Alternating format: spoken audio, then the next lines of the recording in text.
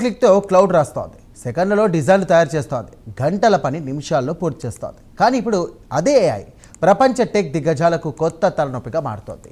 ఉద్యోగుల ఉత్పాదకతను పెంచుతుందని ఆశించిన ఏఐ టూల్స్ ఇప్పుడు కంపెనీల బడ్జెట్లను కూడా ఖాళీ చేస్తున్నాయనే చర్చ మొదలైంది. ఈ నేపథ్యంలోనే ప్రపంచంలోనే అగ్రగామిగా టెక్ కంపెనీలతో ఒకటైనటువంటి మైక్రోసాఫ్ట్ కీలక నిర్ణయం తీసుకుంది.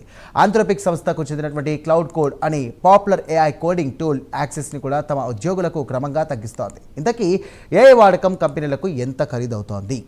టెక్ ప్రపంచంలో జరుగుతున్నటువంటి ఈ కొత్త ఆర్థిక యుద్ధం వెనుక కథ ఏంటి ఇప్పుడు తెలుసుకుందాం.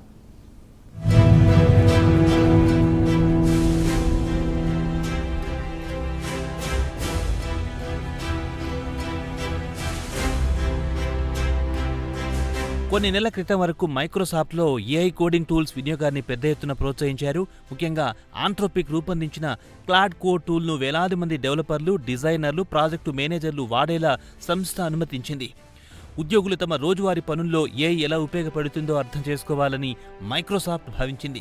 కోడ్ రాయడం, బగ్స్ గుర్తించడం, టెస్టింగ్ చేయడం, డాక్యుమెంటేషన్ సిద్ధం చేయడం వంటి పనుల్లో క్లాడ్ కోడ్ వేగంగా ఉపయోగపడడం ప్రారంభమైంది. ఫలితంగా ఉద్యోగుల వాడకం అనూహ్యంగా పెరిగిపోయింది. అయితే ఇక్కడే అసలు సమస్య మొదలయ్యింది. ఏఐ టూల్స్ ఉచితంగా పనిచేయవు. వీటి వెనుక భారీ కంప్యూటింగ్ పవర్, డేటా సెంటర్లు, హై ఎండ్ చిప్స్, క్లౌడ్ ఇన్ఫ్రాస్ట్రక్చర్లు పనిచేస్తుంటాయి. ముఖ్యంగా లార్జ్ లాంగ్వేజ్ మోడల్స్ అంటే LLMలు టోకెన్ బేస్డ్ ప్రైజింగ్ మోడల్పై పనిచేస్తాయి. అంటే యూజర్ ఎంత ఎక్కువగా టెక్స్ట్ ఇస్తే, ఏఐ అంత ఎక్కువగా ప్రాసెస్ చేస్తే అంత ఎక్కువ ఖర్చు కంపెనీ భరించాల్సి వస్తుంది. ప్రతి కోడ్ వెనుక, ప్రతి ప్రశ్న, ప్రతి స్పందన వెనుక డబ్బు ఖర్చు అవుతూనే ఉంటుంది.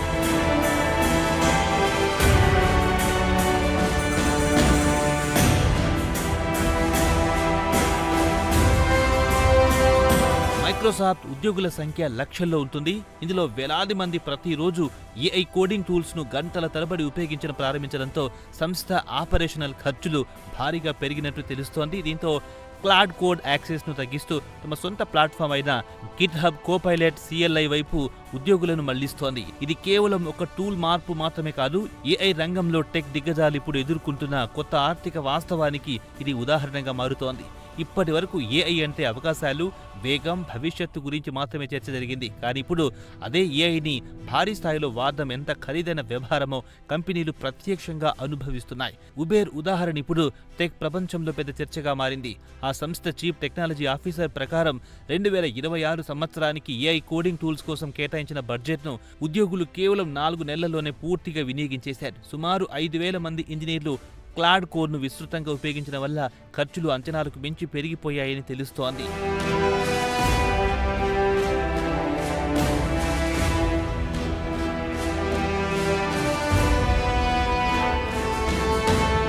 ఇక్కడ మరో ఆసక్తికర అంశం ఏంటంటే, ఒకవైపు మైక్రోసాఫ్ట్ క్లాడ్ కోడ్ యాక్సెస్ తగ్గిస్తుంటే, మరోవైపు అదే ఆంథ్రోపిక్ సంస్థతో $1 బిలియన్ భాగస్వామ్యాన్ని కొనసాగిస్తోంది. అజూర్ క్లౌడ్ సేవల ద్వారా ఆంథ్రోపిక్ మోడల్స్ కు యాక్సెస్ ఇస్తూనే ఉంది. అంతేకాకుండా తమ సొంత మాయా ఏఐ చిప్స్ ను ఆంథ్రోపిక్ కు అందించే దిశగా కూడా చర్చలు సాగుతున్నట్టు సమాచారం. అంటే పోటీ, భాగస్వామ్యం రెండూ ఒకేసారి నడుస్తున్నాయి. ఇది ప్రస్తుతం ఏఐ రంగంలో కనిపిస్తున్న కొత్త ట్రెండ్. బయటకు కంపెనీలు పరస్పరం పోటీ పడుతున్నట్టు కనిపిస్తున్నా లోపల మాత్రం ఒకదానిపై మరొకటి ఆధారపడుతున్నాయి. మైక్రోసాఫ్ట్ అజూర్ క్లౌడ్ లేకుండా Anthropic models విస్తరించలేవు.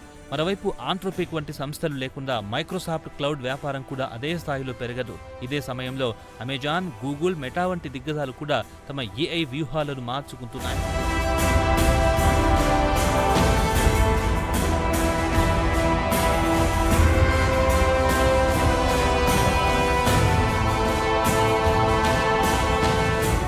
Agent AI systems రాబోయే రోజుల్లో మరింత పెద్ద సవాల్గా మారే అవకాశం ఉందని విశ్లేషకులు హెచ్చరిస్తున్నారు.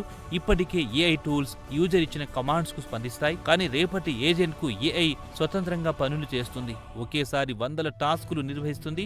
దీనివల్ల టోకెన్ల వినియోగం భారీగా పెరుగుతుంది.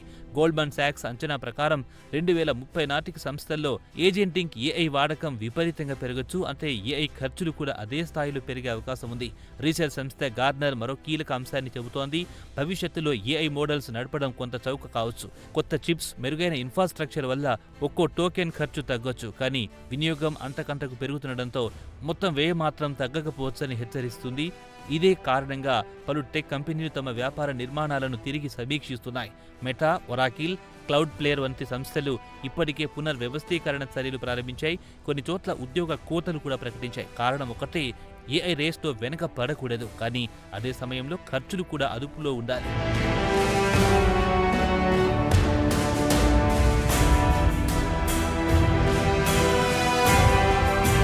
అయితే ఇక్కడే కీలక ప్రశ్న తలెత్తుతుంది.